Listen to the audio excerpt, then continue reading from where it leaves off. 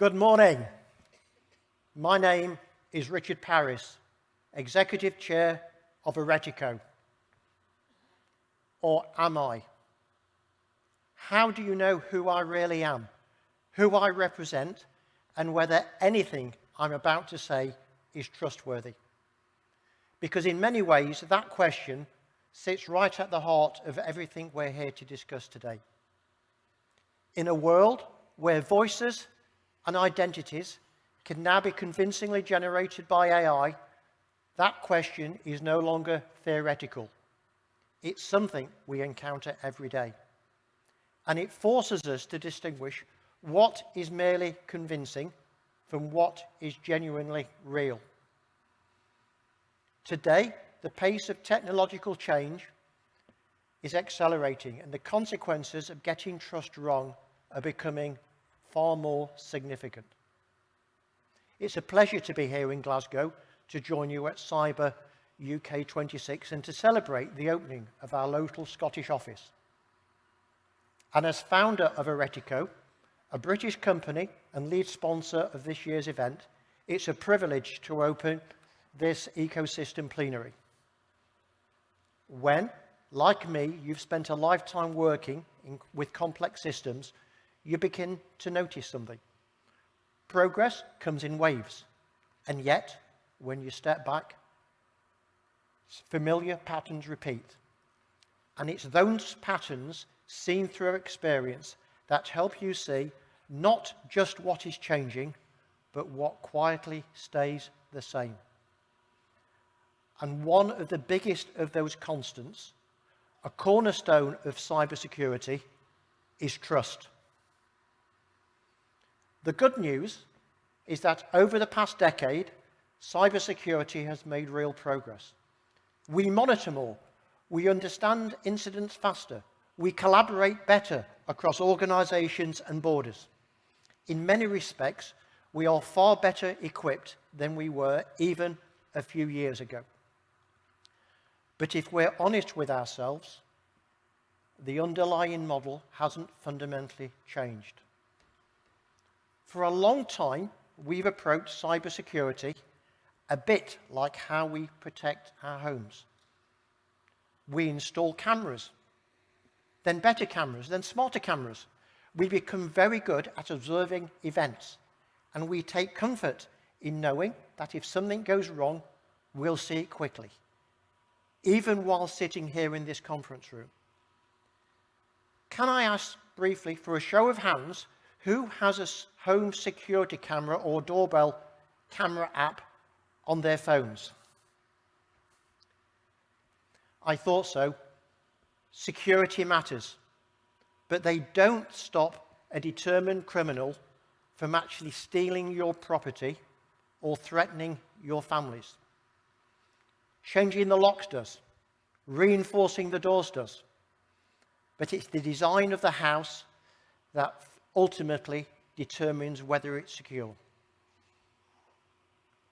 Historically, when sovereignty was local and there were no emergency services, security was not something you added later. Here in Scotland, lairds were responsible for the security of their land and people. Their castles with their walls and drawbridges continue to manifest that responsibility. But today, we rely on layered responses, technology, law enforcement, insurance, legal redress. But it is in effect security by dependency. And it operates after the event rather than before it. And increasingly, that is the model we've carried into the digital world. Except today, we are not protecting individual houses. We're protecting entire digital landscapes, energy supplies, transportation networks, supply chains, financial markets, and healthcare systems. Already in the last 12 months, we all know of major cyber attacks resulting in large commercial ecosystems going offline for weeks and even months. impacting national economies, jobs, and public confidence.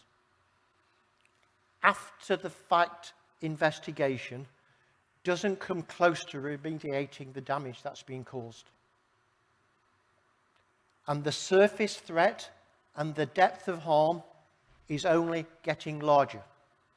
Systems are defined less by physical assets and increasingly by software in the cloud. Infrastructure today is written as code. It is built, rebuilt, and reconfigured continuously. And increasingly, it is operated by automated agents acting on our behalf. And at the same time, everything is accelerating. Artificial intelligence compresses decision-making to machine speed and makes it harder to know who and what is real. Automation removes humans from control loops, and emerging technologies like quantum computing are forcing us to revisit assumptions we once thought were settled. The result is not simply faster systems.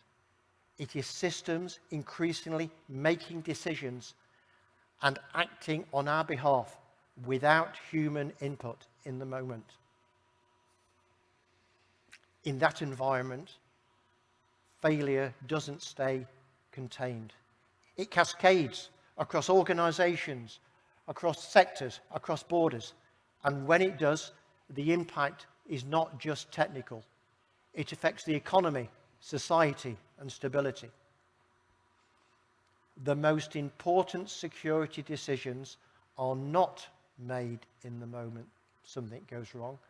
They are made much, much earlier in architecture, in policy, and in code. And in that world, systems are no longer just processing information, they are shaping outcomes. So heading into this plenary, I propose a question to you all. When systems act on their own, interact with systems they've never encountered before, and make decisions at speed and scale, how do those systems know who to trust? We've all become expert at managing data across the cloud, but we still struggle to know what is real. I would suggest that trust, like truth, cannot be assumed. It has to exist before anything happens. If we fail to understand this, it affects not just cyberspace, but the stability of the world around us. As autonomy increases, a second question follows. Where do we choose to anchor that trust? Is it anchored in individuals, their identities and intent, or in organizations, companies, and global tech platforms? Or is it increasingly at national level, tied to jurisdiction and sovereignty? For many years, we have benefited enormously from global technology platforms, shared innovation, and strong international partnerships. But as systems become more autonomous and more critical, there is a growing recognition that trust needs to be anchored more deliberately, closer to where accountability actually sits. And that leads us to a third and perhaps most important question. Who ultimately establishes that trust? Who sets the rules? Who vouches for identity? And maybe even more importantly, who has the authority to grant and revoke that trust when circumstances change? At Aretiico, our mission is to address those questions by building the frameworks and trust platforms that allow organizations and nations to take greater control of trust while remaining connected to a wider global system. CYBERUK asks us to think about accelerating cyber defense for the decade ahead.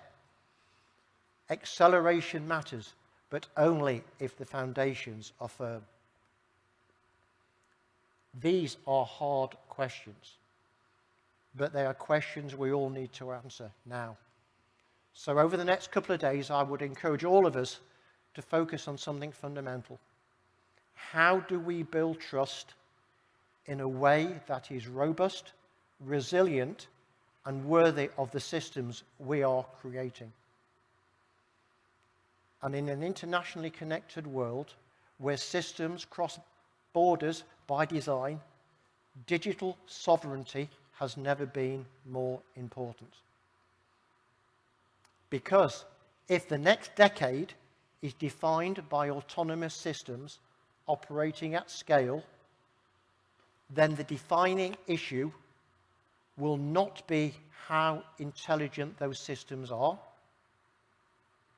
It will be how much we trust them and whether that trust is deserved.